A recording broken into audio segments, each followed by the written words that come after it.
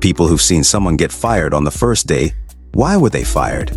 New hire called in on the first day of orientation tells them she can't start work until next week. Quarantine. The day she was supposed to return to work with a doctor note. Worked a couple of days. She called in again and said 2 weeks before she could come back to work. Hurt her back.